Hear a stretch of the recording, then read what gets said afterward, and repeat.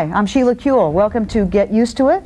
We're happy that you're here with us today because we've got a really interesting and good show for you. This is our 1993 wrap-up show. We've titled it Year of the Queer ? I didn't want the question mark there, but it's okay. I have three wonderful guests here to talk to you. The first, LaPaula Turner, who is the Public Relations Coordinator for the AIDS Prevention Team of the Black, Gay, and Lesbian Leadership Forum. Welcome, LaPaula. Thank you. And Mary Newcombe, an attorney who was the first directing attorney of the Lambda Legal Defense and Education Fund office here in LA, who was opened it up, didn't you, Mary? That's right, Sheila. Welcome. Thank you. Happy that you're here. And David Mixner, founder and former chair of the Victory Fund, who is well known, I think, to everybody in sort of other venues as well, in which we'll talk about with everybody, I would think. Welcome, David. Happy you're here. Thank you very much, Sheila. Well, 1993. It's over. It's as the people watch us, it's 1994, and what a year it was for us. Yeah. What do you think? What do you think was the hallmark or the sort of the character of the year for us, as you see it? Well, I think this is the year that we emerged as a community, legally, politically, I think in society generally and culturally with our books and our movies.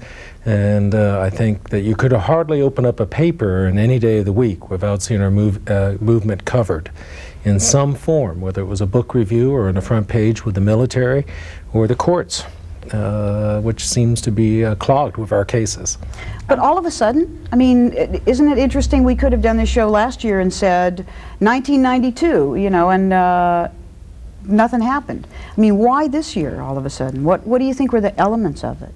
Probably because nothing happened in 1992. I mean, you know, this year we had the highs and the lows, and you know, each end of the spectrum happening, like with the lifting the ban on the military and all the expectancy around that, you know, and really being heightened and excited that it was really going to happen, and damn, it didn't. You know, I mean, even on that issue, I mean, 1992 was one of a series of years where we had tried vigorously to overturn the ban, either in the courts or through the legislature, trying to get focus on the issue, you know, trying to promote ourselves, and at the same time getting absolutely or very little response. The only flurry of response was around the Persian Gulf War. Here, we begin to see a little flexibility in the courts. We get a good decision or two, and then when Bill Clinton makes it an issue, then people want to talk to us about it. So in a lot of ways, the groundwork had been built, and then we were able to take advantage of it. Yeah. I think it's years and years of hard work by this community that finally came to fruition. I also think that Bill Clinton addressing it as President of the United States makes a big difference. I think most people know that we were all very disappointed on the end result so far on the military issue. But on the other hand, he lifted the ban in the FBI. And they're going to be doing it in the CIA. And 8 out of the 10 cabinet agencies have put sexual orientation into their policy. Roberta Achtenberg has access to the president to lobby him on the Stephen case. You know, so I mean, it's a different world we're living in. So you think Clinton made a big difference? I mean, clearly, David, it was, you know, you were the first person to talk to this community about Bill Clinton, and we got very excited, and we, you know, raised a lot of money, though that was before 1993. And he said gay and lesbian right there on the microphone, right, you know, from the stage, and everybody got really excited. And I think, despite the fact that people were very disappointed with the president about the ban, something opened up. I mean, it just felt like somebody opened a window and we were seen almost for the first time. Don't you I think we also learned that being seen meant we were the subject of intense hatred and also efforts against us. And I think that the very fact that we were in the focus meant that we, in some ways, met an onslaught, particularly from, for instance, the Senate committee with Sam Nunn, I mean, who was out to get Clinton, and we happened to be the issue in the way he could do that. But we also saw, and I think it's a lot because of the same visibility, a pattern across the country of increased right-wing activity against us through the form of these community initiatives. In a way, that's a sign of progress. Right, Because if we were staying in our place, everybody would be happy and content that we were staying in our place and not demanding our freedom and our equal rights and research for breast cancer and research for a cure for AIDS. The fact that we are visible and powerful and making our presence known in the community, the backlash is a sign in a way of our progress. Sam Nunn, I think his history goes way back to his intolerance of change. He supported George Wallace in 1968 and 1972 for president instead of the Democratic Party ticket. And so, I think it's a consistent pattern of his concept of tolerance. We are the new emerging civil rights movement this year. We are the new emerging political force. And also, I think it was unfair for people to characterize us as having failed. I kept hearing, like, where were our national organizations? Well, I can tell you where they were. I saw them everywhere. Right. They were pushing this. We got steamrollered. Yeah, we're not of an age yet to fully exercise what I think is the full potential of our civil rights movement. Part of that is that I don't think that we have reached out to other civil rights movements and bonded together and formed a true alliance. I think that has to come. The hard part is people have a hard time aligning themselves with us. They don't really want to find the common ground. They want to keep us like kind of over there. And we can say that when we look at the black church, look at African American community, when we relate the gay lesbian struggle to the civil rights struggle, around rights for black people, and people. It's like people always wanting to have somebody or something to dislike or what have you, But the whole struggle or this year kind of reminds me of back in 77, around in that time when Anita Bryant and the Moral Majority, it's kind of the same, but it's kind of different, There was a lot of backlash then as well. I think part of the difference for me is that we as the gay lesbian community are a lot more distinguished and refined and professional now than we were then. Then we were like the banner carrying, not that we don't carry banners anymore, but we're learning how to fight differently that makes a difference in a different way. Well, I want to acknowledge the queer energy that went into the march and the other forums, because I think that what our true strength is our incredible diversity and reaching across in all ways, including the various components of a movement. But part of what I heard LaPaula saying was not only what we look like or whether we're, annoying or not, because we're always going to be annoying and in the streets, and we know we're still in the streets. But also what I heard was a more of a panoply of tools in a way. This old question that's now come up again about whether you can use the master's tools to dismantle the master's house. And here we are all like trying to use all the tools we can find, his tools, our tools, everything, and try to make a movement out of it, as kind of like a mosaic. We tend, because we so desperately want relief from the pain that we've all gone through for the next generation. And our expectations are so high, and at times we tend to be so hard on ourselves that we forget the progress we've made. Now, you mentioned Anita Bryant and LaPaula. What struck in my mind, when that happened, Paul Tsongas was the only sponsor of the Gay and Lesbian Civil Rights Bill in the Senate of the United States. Won. We pooled 37 votes. And if the president would have done the right thing, I think we would have come close to 45, 48 votes. In the House, even with the president and Sam Nunn and the House leadership opposing us, we pulled 167 votes. I figured up the other day, here in Los Angeles, this community raises somewhere between $30 and $35 million a year between AIDS and feminist issues and our community centers and our political action and all of the work we do. I remember when a $1,000 or $100 check was considered a major donation. And what we've learned is to mobilize and not to blink anymore. We're not afraid of backlash. We're not afraid. I tell people, you don't have to like me. You don't even have to approve of me. That's irrelevant to me, but you have to give me the freedom. But the backlash has been enormously strong, and I think it is going to take a lot of our energy. Let's talk about the initiatives that we saw this year. Just starting with Colorado and Oregon. Well, one of the very hard things is that there are so many of them. The right wing is phenomenally well organized, and they have an institutional structure through the right wing churches that are enabling them to collect a lot of money, collect a lot of signatures, put these things on the ballot, get the vote out. Those are things that are very hard for our community to contest, especially in the rural communities where we're very hidden. it would be nice if we could counter that with some legislative action of our own, but I'm afraid that those efforts are not going to work, because ultimately those efforts themselves are going to be struck down by the courts. In fact, we have a challenge in Oregon an Oregon attempt to do that. What's really happening in those initiative struggles is that we've won every single case that we've litigated the merits on that. So ultimately, I Challenging anti-gay think we're going to initiatives. stop it in the courts. This is one aspect that I think the courts are perfectly designed to handle.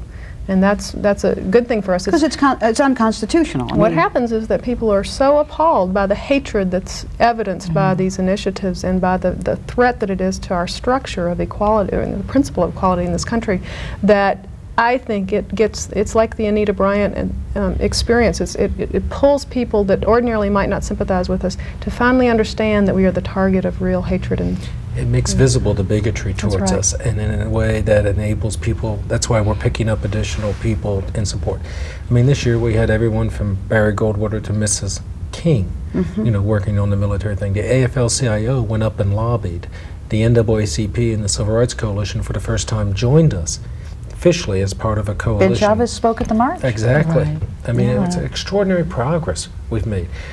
Long journey to go, but I think we would be doing a great disservice to ourselves as a community not to recognize our victories as we seek tomorrow. And the march was a defining moment. Oh. I mean, it really was. How many over a million. newspapers around the world had this on the front page? And we've had marches before. we had a but- wonderful one in '87, and we actually had one small That's right. article in the Washington Post, and this time we were the focus of everything nationally. We're news. We're news, and I think we're news because there's finally enough sort of going on, and enough of us. It's not like one, state or one person or even one issue, but all of a sudden we have a panoply, really, of issues. That's what really makes a civil rights movement. I think it's a response to our energy, because I think the movement of everyone coming out, that everyone being lesbian or gay in their whole lives, and being, including other people in their lives, has given us a collective sense of strength that really Exactly. is effective. Exactly, and I think LaPaula put us. They've always wanted to put us out there on the fringe, and now they have to deal with us as part of the mainstream of society, as a part of a whole. I think that AIDS had a part in making us a part of everything, because many people have learned now that AIDS does not discriminate, and that every aspect of human life is involved, and people understand that they love their family members, and they're finding out that their family members are gay and don't have HIV/AIDS. They're finding that some of them do, but they're finding that they cannot hide from it, and therefore it has brought all of us together, as a family. And HIV/AIDS has raised our consciousness about breast cancer and lupus and all those things. So it's been a consciousness-raising year. I mean, there have been a lot of things, and there are still a lot of places that we must go there in order to overcome. There's still a lot of things to overcome. But I think that AIDS has raised consciousnesses in a way that nothing else has before. People can't hide from it, even though they say, oh, he died of cancer, or oh, she died of cancer, or it was something unknown. It's like they now have to deal with it, and that has raised our consciousness, and we have become a community, and for the general public to understand that it is not only gays that have AIDS or that are HIV positive. I think one of the things that's just astounding is that when you talked about AIDS, I thought of the president meeting with the patients with AIDS before his speech, and that he was the first president ever to do so. And I think one of the things that's happened in the community this year is that the struggle is worth it. Because if we put it together and if we articulate our desires, there is someone who will be responsive, who has the right instincts, not perfect, not do everything that we would like, not work on our agenda, but we have to make our agenda their agenda. But at least there's hope I felt nothing but desperation and despair under George Bush and Ronald Reagan. Absolutely. There was Same no- thing. It was like 12 years of, well, That's right. why get your hopes up? Nothing can and happen. Clinton of gives course- me hope. You know, I mean, at Well, the times I'm problem with frustrated. rising expectations, That's right, as you exactly. remember from all of the cycles. Exactly. You don't remember the 30s, but 30s, 60s, 90s, here we are again, It's like is you that don't- no. the door opens a little bit, you think, oh my God, something's going to happen now. We get our hopes up, which is good, but what I saw happening this year is that we didn't only get our hopes up, we actually took a step. I mean, every community Collectively. is challenged by us now.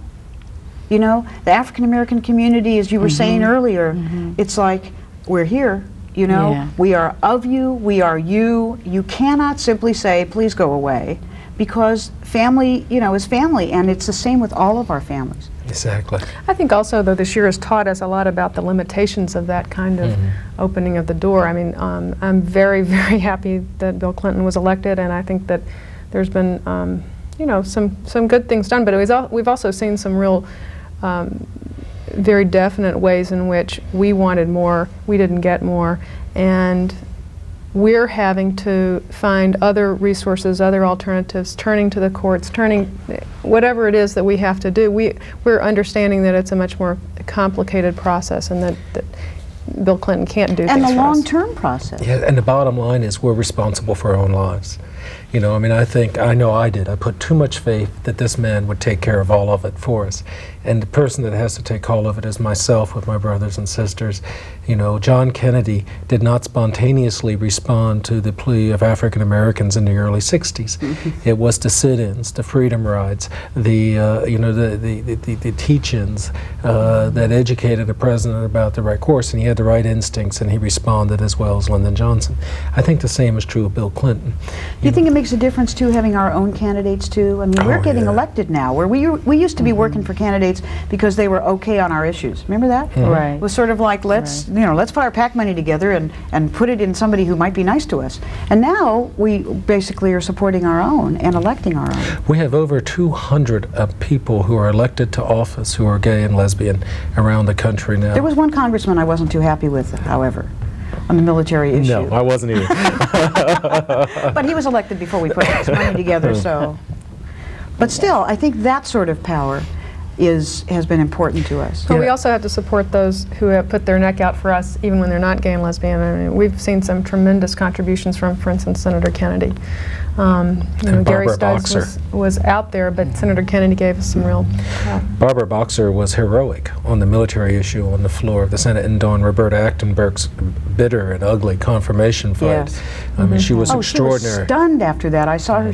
When she came out after the the hearing, as it were, and she was stunned by the vitriolic sort of. It's was hard to take that hatred in the face. Yeah. And it was interesting to see that this year the leadership on our issue came from the freshmen, people who helped get elected by our vote. Dianne Feinstein, Barbara Boxer, Patty Murray, Carol Mosley Braun, Wellstone in Minnesota, Feingold in Wisconsin. It was the freshmen who caucused and fought hard on the floor for our rights. And these are all people who know us as openly gay and lesbian people who we worked with in their campaigns. We raised them. Right? Yeah, that's exactly right. That's That's right, it's exactly true. right. It's They're true. part of the family. Well, speaking of the family, I think the issue that I think underlies a lot of this is around the country. It just seems like, you know, there's the electoral stuff, there's legislation, there's litigation, there's the press, there's public opinion, and it seems to me public opinion is changing. We are more familiar, a little bit more familiar. I know there's a backlash, but it feels to me like the thousands of people coming out just in their families and their school and their work and all this kind of stuff, there just feels to me to be more. I mean, do you see that? I don't know, maybe we're not more familiar. Maybe we just look like we're on Maybe the they're front page getting of used to something. it, Sheila. Is that why you were smiling? That's good. You know, actually, on the military fight, for example, more people supported our right to serve than support, like, the economic program that the president passed. We actually had quite a bit of public support, or support the health program. We were quite successful in mobilizing a large number of people. No one's ever all going to like us. You know, we're going to have that hardcore third of the American public, you know, who is adamant that we should be denied our freedom, as there was a third of the Republic who didn't want labor unions, and a third of the Republic who didn't want African Americans to have greater aspirations, or Hispanic, Latino Americans. So that's always going to be there. What we're successful in doing, and I think you said it so well, is that we're reaching people who have to deal with the issue now. We're here, we're queer, get used to it, but we're here and we're in their lives. We're in our families' lives, we're in our workplace. The march, thousands of people left that march and went home and came out, or came out by going to the march. Took vacation time. And spent a lot of money to get there. Just regular folks, guys and gals from around the country, just showing up on, planes and trains and buses. It would make a great movie. That's right. It really would. We should make The most fun part of the march was the days right before the march started, because all you could hear was, there are trainloads of gays and lesbians watching converging. It sounded like a 1940s news broadcast. Flash, flash. Well, getting on the metro there was just amazing, it was like they put a big rainbow flag on the front of one metro and off it took. It was great. Wow. One of the exciting things about being in the parade was being in the parade and seeing people on the sidelines that you knew were not coming out, and you knew they were your friends, but you waved anyway, and they were so proud that you waved that they got up and ran out to hug you, kind of thing, and came out in that sense, so that was exciting. Although I think the P-Flag parents may have got more hugs than anybody. They come marching down, everybody's going, it's like it wasn't a dry eye along the whole route. I understand that the last contingent of the march has just arrived. I believe it. I believe it. It was big, wasn't it? And the diversity of the march. Yeah. We are everywhere was truly proven in that march. The diversity. I was struck by just contingents from corporations and from all walks of life and from all races and religious groups and ethnic groups and all incomes. I've never seen such a diverse group of people come together. The next march is going to be extraordinary, I think, because I feel like it's inexorable. What do you see for this coming year?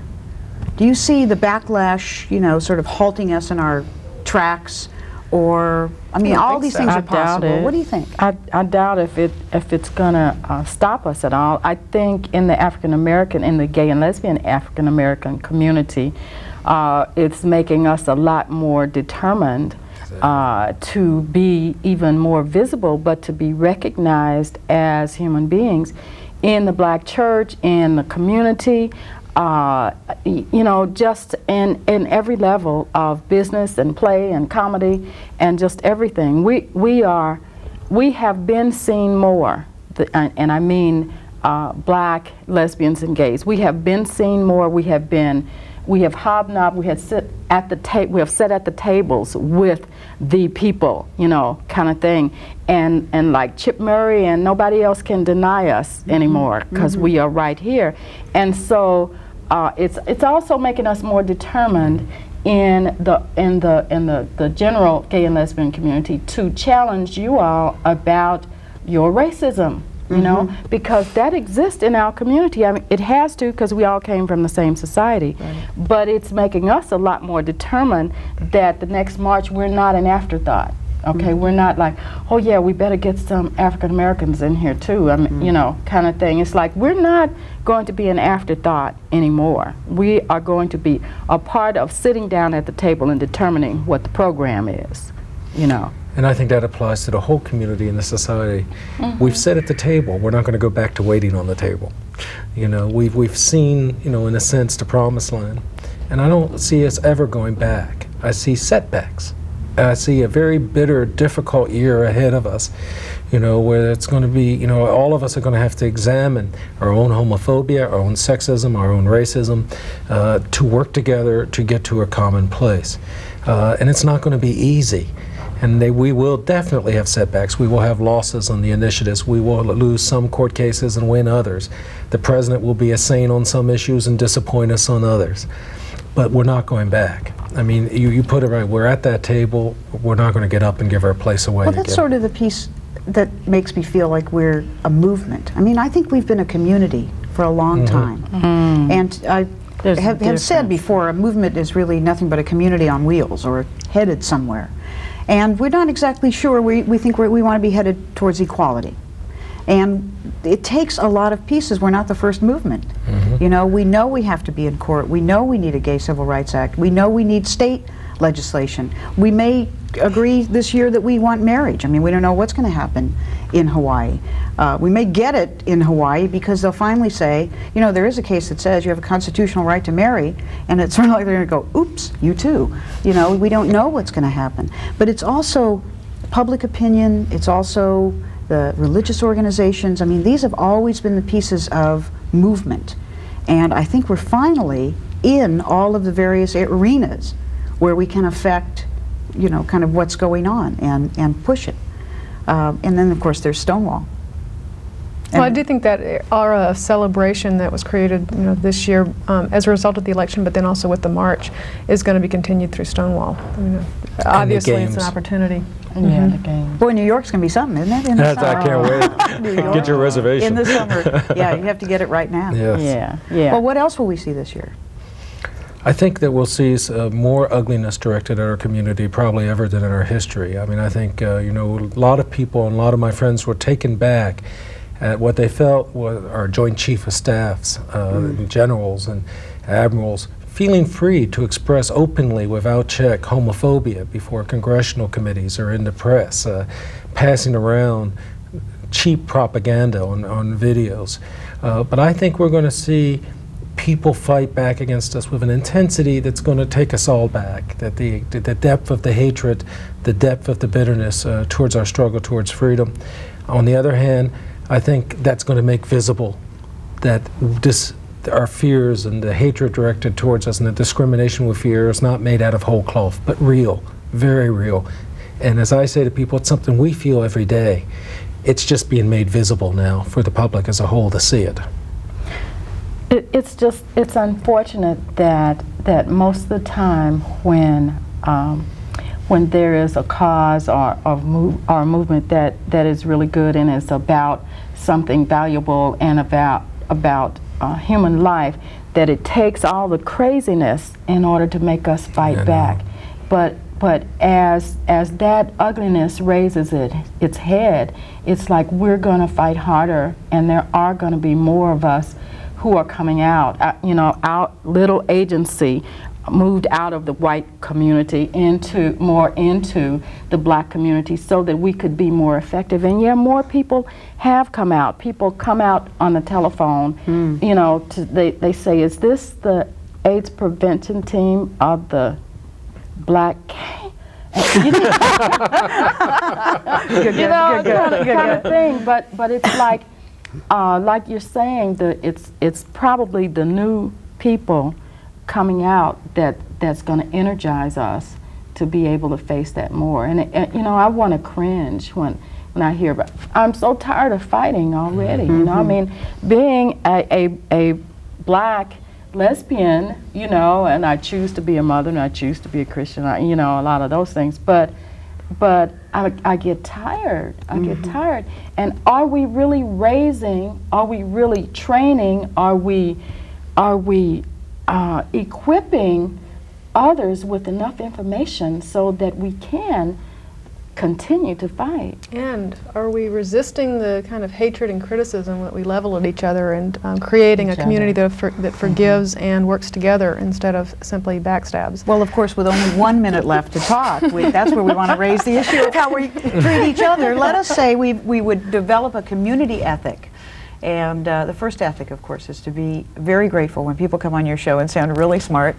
So I want to thank you all three very much, LaPaula Turner, Mary Newcombe, David Mixner, and I want you to stay with us because we are going to talk to Torie Osborn, who was in town, former director of the National Gay and Lesbian Task Force, who's now writing a book, and Phill Wilson, who's the public policy director for AIDS Project LA, two additionally wonderfully smart people, so don't go away. Bobby Griffith died at the age of 20. He didn't have a disease. He wasn't involved in gang violence or drugs. Bobby Griffith killed himself because he was gay. Bobby Griffith's mother is a good Christian woman. She didn't mean for her son to die so tragically, but like so many others, she allowed herself to believe the bigotry that led to her young son's death. Love and support your gay and lesbian children. That's what Mary Griffith would do if only she and Bobby could start over. Torie, we're talking this month about a year in review. Sort of what happened to the movement this year, what happened for us, what happened against us, what did we have to do with it, etc. How do you see 1993 as far as our movement went? Well, it was explosive. Gay historian John D'Amelio has called it Stonewall 2, and I think that's about right. It was really the year that the gay and lesbian community, that our lives hit the mainstream, became a real social agenda item in the United States. We exploded onto the scene. It was absolutely cataclysmic. Now, how did we do that? Are you talking about media attention? A combination of media visibility and really a massive coming out. The March on Washington, I think, was our coming out party.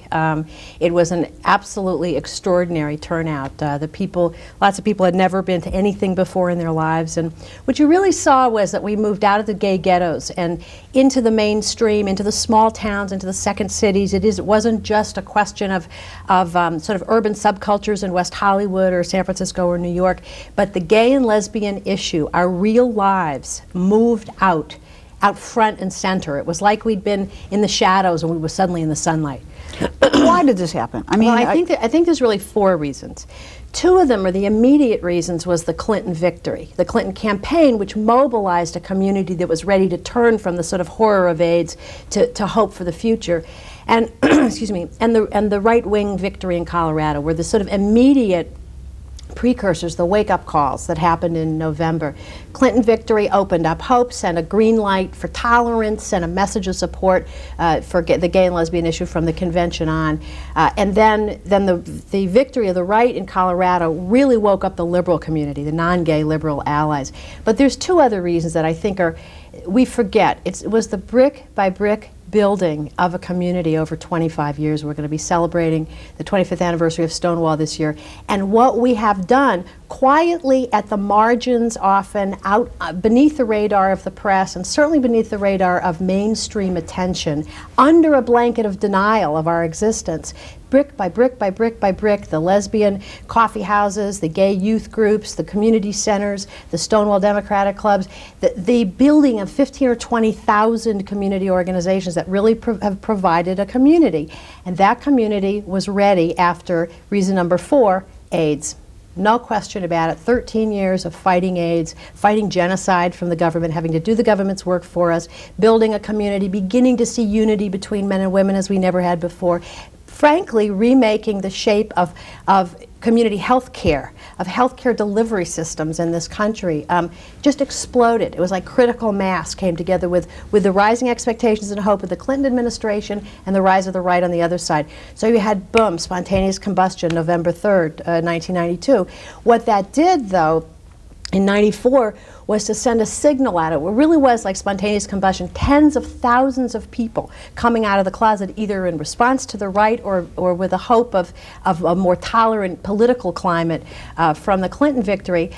The problem, though, I think, was that rather than having an opportunity to kind of step back from 25 years of being reactive to our enemies, to the horror of the plague, of the sort of survival, moving from survival level or reaction into some sort of proactive political strategy, we had that sort of political moment where we could have created a script, created a strategy stolen from us by the military issue, coming right front and center out of the gate of the Clinton victory. You know, we had the high of the sort of ebullient, exuberant high of the inauguration. Hopes were flying, soaring at the top of the roller coaster, and boom, we crashed and we were nuked by the far right. Well, sometimes it's the experience even of of street people, political people, that they come off of a campaign, they're all very high, they've won it, they've made lots of promises, they move into the White House, they don't know what the hell to do, which was some of the stories that we were seeing there as well. And it seems like what you're saying is we had a movement that was essentially an outsider's movement by virtue of always being forced outside. All of a sudden, we open Time magazine and there's you and Phill Wilson, and you're sitting and who are you you're like in the Oval Office. What was that like? Well, let me just give a little context before I talk about it, because it was actually an interesting meeting and an interesting personal experience. But I think what we saw was, because of the dominance of the military issue, we didn't get a chance to retool a movement that had become quite good at banging from the outside. We had learned how to fight hard and fight tough when we had an enemy in the White House. When we had a friend in the White House, albeit a friend who came to betray us, not only, more than once, we didn't know how to negotiate. We didn't know how to take power. We didn't know how to do. We knew we had developed ACT UP. We were also kind of afraid of being critical, don't you agree? I mean, there was critical of Clinton right away. I mean, it was sort of like there were signs. It seems to me that there were signs, or maybe it was just we were high all the way and then he just cut us off. But it felt to me like that we were a little more cautious with him at first. Everybody said, give him a chance, give him a chance. He's a friend. I think that makes sense. I think the problem was that we didn't play smart. We didn't deal with it. The military issue became the only issue for a lot of reasons. And I think that one of them was the right wing chose the issue, quite frankly. They were gearing up immediately after they lost Bush to try to kill Clinton at every opportunity. And Clinton is a loser. But he telegraphed this move for them, in essence. I mean, absolutely. He had said this was going to be, and don't you think he thought it was going to be easier than it turned out to be? I never thought he really understood homophobia and I don't think he understood it, and I don't think we understood it. I actually, frankly, think that it was incredible arrogance on our part to think that the most patriarchal, most conservative, most entrenched institution in history, the one that's been toppling governments for 40 years, that had tailhook, and look at what they'd done, the resistance to women, was going to turn around and let the sissy warriors in. And it really was much more about gay men. Not because there weren't lesbians, and obviously lesbians have been thrown out of the military, but because of the essence of the culture, the organizational culture of the military is much more threatened. Straight men are much more threatened by gay men. The essence of it is masculinity, and so. Right, it's a macho culture, and so gay men threatened it. But so what I'm saying, though, is that the context within which we moved into what should have been a time of repositioning ourselves to negotiate from a position of power, and to sit down and figure out, all right, we got 4 years, hopefully 8, but we have 4 years, what can we get? How do we go about getting it? How do we build support for a federal civil rights bill? How do we get a federal ban on federal discrimination, an executive order? Or what is our AIDS agenda? How do we deal with a man who's made all these promises on AIDS and make him really hold his feet to the fire? But we didn't do that. We were forced immediately by, the right-wing spin doctors and the Pentagon into being on the defensive and having to mobilize. And here's sort of the bad news of if the good news is we had Stonewall II and the world is coming out finally, and finally queers are a social agenda to take seriously, the bad news is that we are a movement without a script. We are a movement without a political strategy, and we were shown up for it right away. So the meeting with Clinton was interesting. I mean, it was, I think, most interesting because he's obviously very comfortable with us, and also because I think it was clear to everybody that he didn't have a strategy for lifting the ban. And frankly, neither did we. His strategy, as he laid it out for us in that meeting, was he was going to try, by virtue of his own personality, to personally lobby Colonel Powell, General Powell, and the Joint Chiefs of Staff, and sort of turn them around. He said with sort of sparkling in his eyes, I think I can turn these guys around. I think I can educate them. And we were sitting here, Tom Stoddard and I, caught each other's eye, and we were going, this is really how he thinks he's going to lift the ban. By virtue of his personality. And I said to myself, we are in trouble. And this was in April, and we were in trouble. There was a sense that some of the people who were taking power, around the military issue, for instance, were too far ahead of the community to some extent. It was like they said, we've got to do this, let's raise $1 gazillion, let's go off to Washington and do it. And to some extent, whether this is a mythology, and you tell me if it is, there was this feeling that everybody was sort of like, well, who designated these guys to do it? Well, but from what you're saying, they were responding themselves to some extent. Well, I think I understand the frustration and wanting to move quickly and move powerfully. I don't think power plays, without talking to the people who've been doing the work for the last 10 years, of some of the founders of CMS, for example, was a very smart way to do it. I call that, I think that backfires, and I think in a sense it did backfire, because the first 2 months there was so much infighting and so much turf battling and so much resentment on the part particularly of women who had been doing lobbying in I mean, to call a founding meeting of an organization fighting the military and to not invite anybody who'd been working on Tailhook or any of the sexual harassment stuff was stupid. I mean, this is politically stupid. What is it? It's institutionalized sexism. And so there were problems with the formation, with the very sort of thinking behind how CMS came into being. But the idea of doing a nationally coordinated media campaign, for example, that brings together the groups and moves to a new level, I think that's a great idea. And what ends up happening is we end up getting angry at the boldness instead of analyzing what worked and what didn't work. And, you know, for example, we're not going to beat the right wing acting the same way that we have all along, the sort of scattershot, grassroots organizing approach where we don't do anything any different. We have to radically retool how we fight the right wing. We've got to do nationally coordinated, you know, use electoral strategies, do traditional voter ID and get out the vote and ad campaigns, paid media campaigns. You can't do it by just going in and sort of doing rah-rah and teaching about the growth of American fascism to the movements, to the existing activist groups. You've got to do something more traditionally political. And we're in a cusp. We're a movement at a cusp. It's like we're amphibious. We have all of the guts, the vision, the talent, the professional skills, the leadership to make a giant leap forward. What stops us is ourselves. It's not the right, it's ourselves. It's our fear of walking through it. Naomi Wolf has a new book called Fire with Fire, which is a loving and brilliant critique of the women's movement. It's very similar to what's going on with the gay movement. It's a sort of... in terms of getting stuck and not wanting to take getting power. Getting stuck in sort of victim politics and being afraid to move and take power because power becomes so tainted and becomes... that you end up sort of staying at the margins. But let me ask you one more question. I know that besides being at the strategy table next year, which is where I know you'll be around the movement stuff, what's up for Torie Osborn?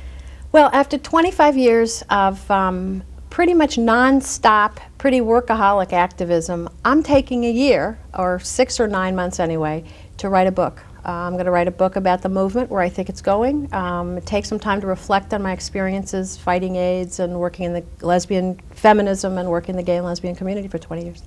Good. Well, I want to see that little stack of books, you know, in Brentano's or any other bookstore you go into. So do I. I bet you do. Thanks, Torie. Take good care. We'll see you next year. You bet.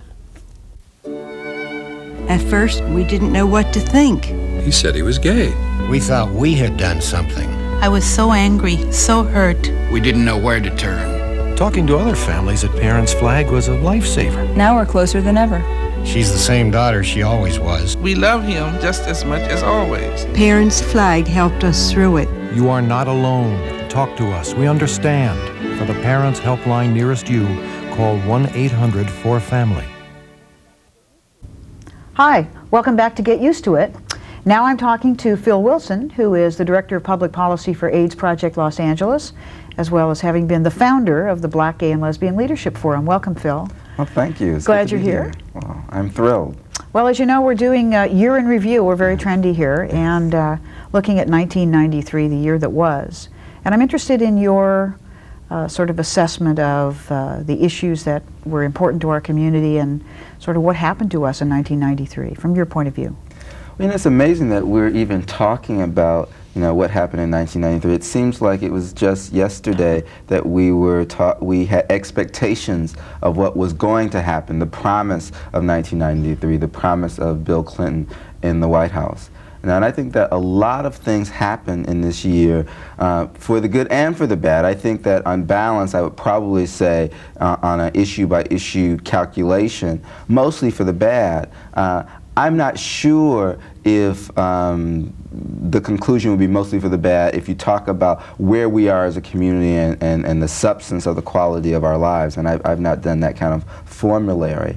But, you know, Bill Clinton, you know, came into the White House and had a January inauguration that truly did include us. You know, included us on in the balls. It included us in the float. The family float had 2 women representing family, which is, you know, clearly unheard of, and clearly a more accurate reflection of family than had ever been described before.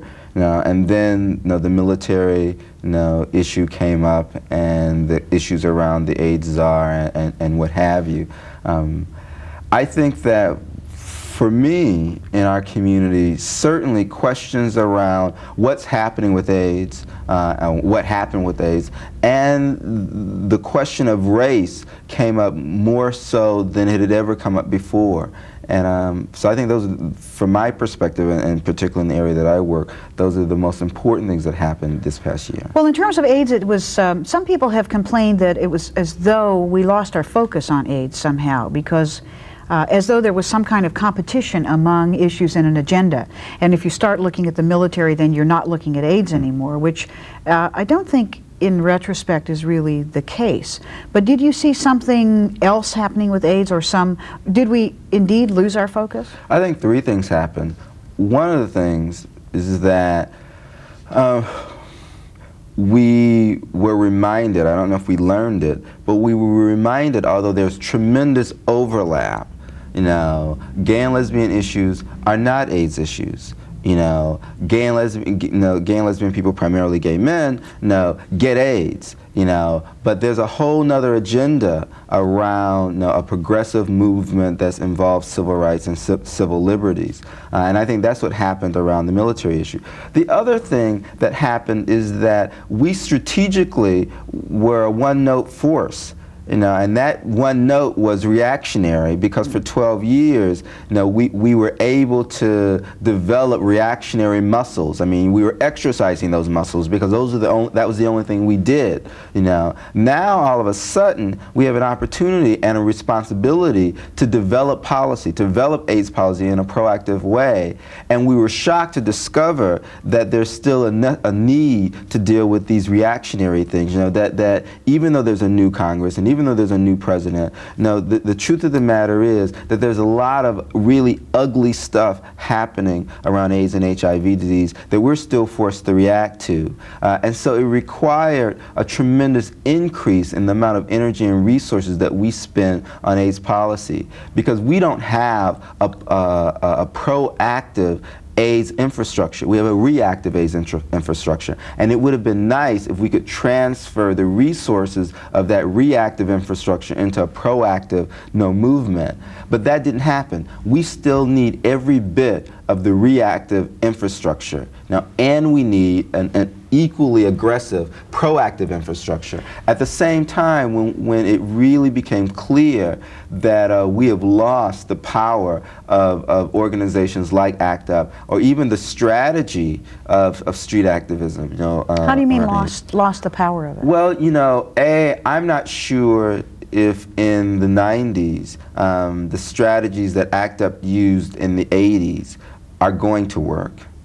You know, it's kind of like, and I don't mean to imply that ACT UP was screaming wolf, but what my point is that if you use the same song over and over and over again, you know, just like using the same strategy over and over and over again, after a while people become numb to that song. You know, it no longer works. Secondly, clearly around this country, you know, the ACT UPs, you know, are disintegrating. You know, they no longer are doing the type of actions that they were doing as little as 2 or 3 years ago. They no longer have the force or the voice to do that for a whole host of reasons. But I heard you say we still need our reactive structure. Absolutely. I mean, it's not like we have a whole lot more friends that are really helping us out. But we're also on the inside, is what I heard you say. And people are saying, okay, come on to the table. Deliver. It doesn't take the place of still needing to push from the outside. No, it doesn't. But what do you think? And it's sort of like we haven't developed that strategy. No, we haven't developed a proactive strategy, nor have we developed, for example, what are we going to do to fill the void that has been created by the ACT UPs not being as forceful as they were a few years ago? Well, is there a new strategy? How does it look in terms of coalition with communities that are affected that are not gay communities? Well, I think that's really the challenge. You know, one of the things that I'm concerned about is what happens, for example,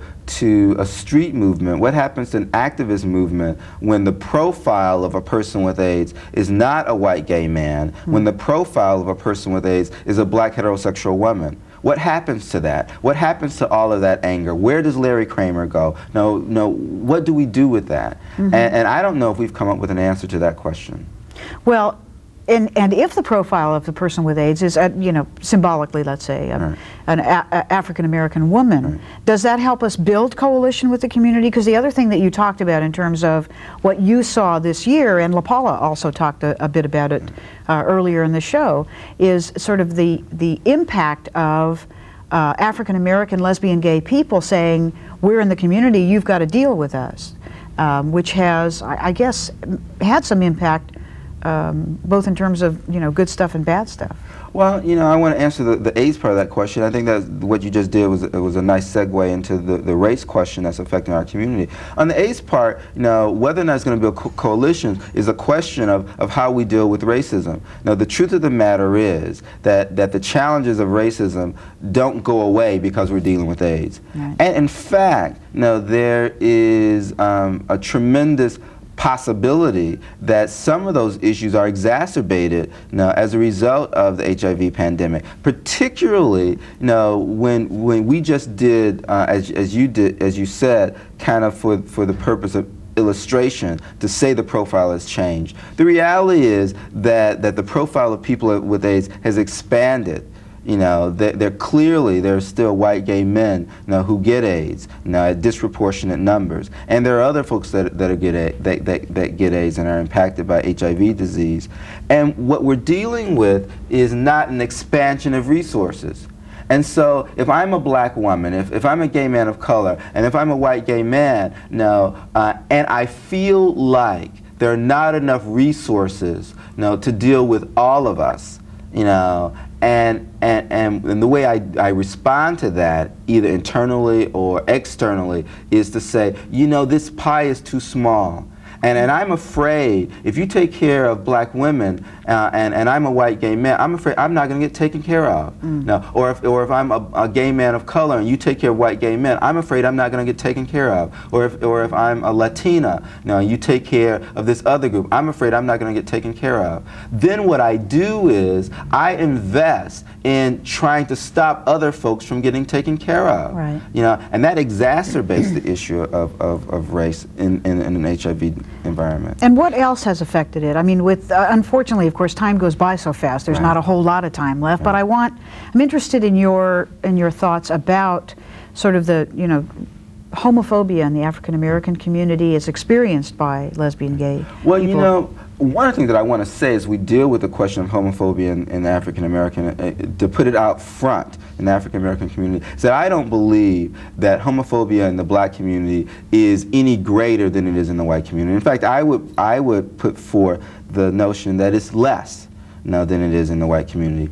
But there are some other factors. One, on the question of discrimination, from my perspective, I believe in this country, the African American community owns the moral ground, or historically has held the moral ground on the question of discrimination.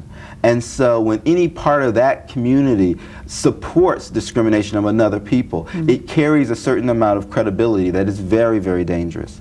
Secondly, for African American gay and lesbian folks, who are dependent upon the sanctuary of our ethnic communities, when those communities become hostile places, it's a much more painful environment.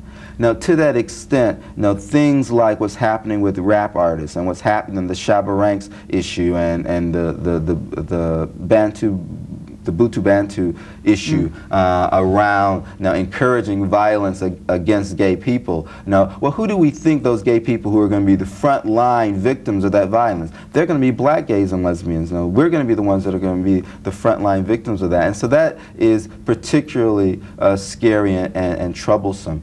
I think what we've done over this last year is not so much say, we're here, you have to deal with us. What we're saying is that we're part of this community, and that this community is fighting to survive, and this community needs every resource at its disposal, and that includes us.